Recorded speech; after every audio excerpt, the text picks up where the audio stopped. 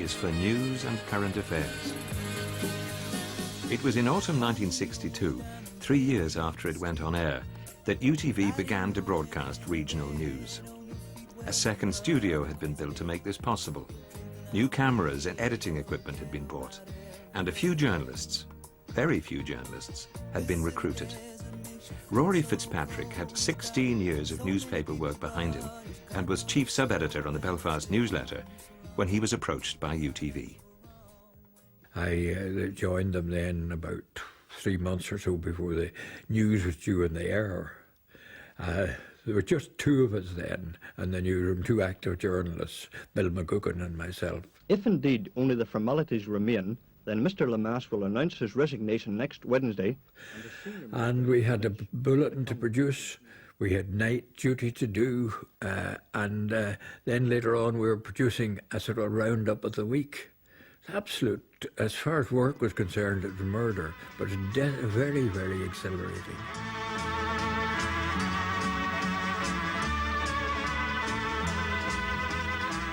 We were prepared to take news right up to the very last moment. It was something totally new. You didn't have to have a bulletin that was going out at 6, rehearsed and finished at 4. At 5 to 6 you could slip at least a read out item in there. Everything was in it, and I think it gave a spontaneity to the news that wasn't up to then. Alongside its news output, UTV current affairs programs have included down the years Counterpoint and Insight. Both of them descended from the groundbreaking Flashpoint, brainchild of Derek Bailey. That was a nightly current affairs program, live. And that came on immediately after news at 10. It was 10:30, and it was Monday through Friday.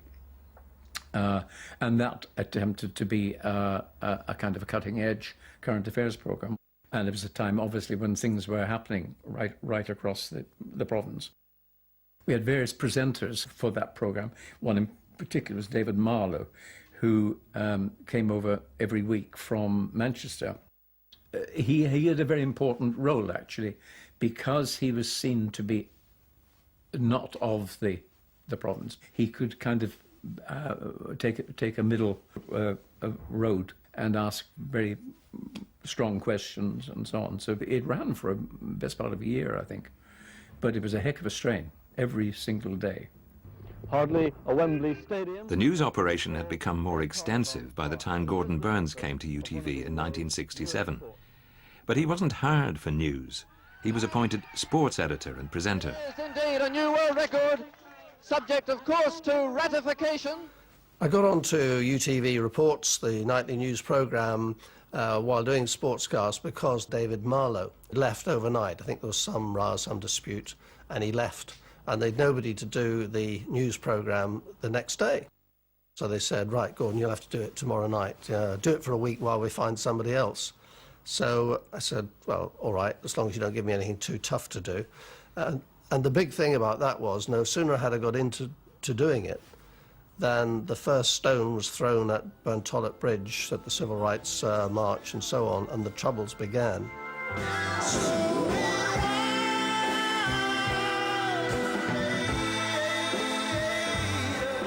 Robin Walsh was UTV's news editor from the late 1960s into the early 70s.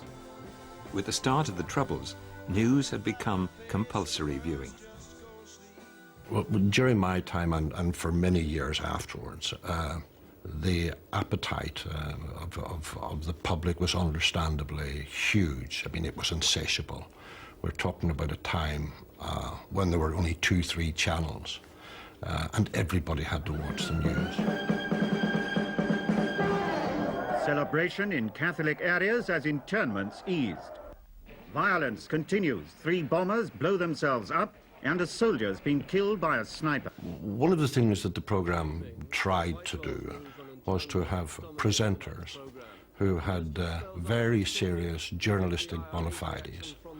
And in Gordon Burns and David Dunseith, we found 2 such people. They were able to take the politician on his own level. They were well read, they were interested in politics. And so they tended to give politicians a run for their money.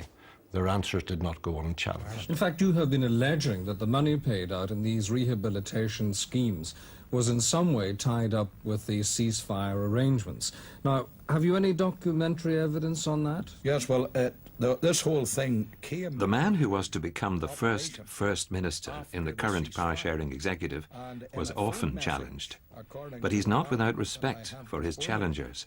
As far as good relationships between individuals, I never fought with any of them.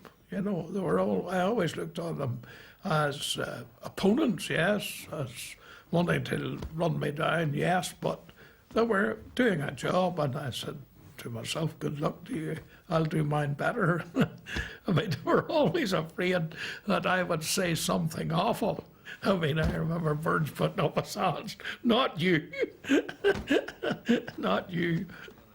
UTV News was a regional operation that had only started in 1962, but day in, day out, the story it now had to tell was international and unrelenting. David Dunseith and Roisin Walsh, partners in private life and former professional colleagues, were part of the team that told it. None of us were used. Covering probably was the most brutal conflict, certainly in Western Europe. And you were thrown into this day and daily. But the amazing thing was how we stuck together. It was a good camaraderie. Now, when I say that, that doesn't mean there were not problems. It doesn't mean there were not rows. But there was more to it than that. I still think that a small, tight team like that, if you can accept that you're not going to agree all the time, but you're going to work your socks off to put the best product on the air you can, it works. Good evening and welcome to UTV Reports. In tonight's programme we'll have reports on the overnight shooting incident. There was a great feeling of camaraderie, and there wasn't a hierarchical structure in a way. Everybody knew where they stood, but people like Tony Finnegan would say, what did you think about that? You know, and then you'd think about it and you said, yeah, it was excellent. I wonder if we should just maybe think, you know, if you're doing it again. So you were working, but it was all for one cause. You know, I wouldn't have missed it for the world. Nor would another UTV broadcaster who has since become a network name. There was this small band of brothers and sisters whose sole objective was getting that story on the screen before the opposition, in this case the BBC. And these folk were good. They were very, very good. Ivan Little, Gary Gillespie, Norman Stockton, Jeannie Johnson, Kate Smith, all those folk, and much, much more. Anything I was ever going to do again in television terms was going to be easy compared to this. The particular job of newsreading, in any circumstances, calls for presence, precision, cool, and at times an ability to empathise with the story without showing too much emotion. The newsroom was very fortunate to have a marvellous newsreader in the late Brian Baird. The 5-pound bomb in Ferricky Street was set off by an army marksman who fired... Erudite, intelligent, and boy could he pronounce his words. There were no casualties. Senior English lecturer at Stranmillis College. Newscasting was a part-time job for Brian, and he would come in every afternoon and many a night stay very late news flashing. And some of our grammar left maybe something to be desired. But the best sub-editor I've ever come across was Brian Baird. I remember him saying to me, "Robin, none is short for not one. It is there for singular." Things like that you don't forget. And he had a marvellous wit, had Brian, marvellous wit, and made us laugh at times actually when we didn't think we would laugh. But for the relatives of those killed and those who have been injured, it's been 48 hours of pain. You have a job to do and you have to get on with it. But that doesn't mean that you cease to be a human being, cease to be a person. There have been many, many times after I've covered a story where I've gone back and I have been, you know, very, very down as a result. I've the greatest respect for all newsreaders, and specifically the newsreaders in Northern Ireland, because of the appalling subjects that we've had to cover. I've watched a lot of people go through it, and I know a lot of people find it difficult to show emotion or feel that newsreaders should not show emotion, but you can't escape it.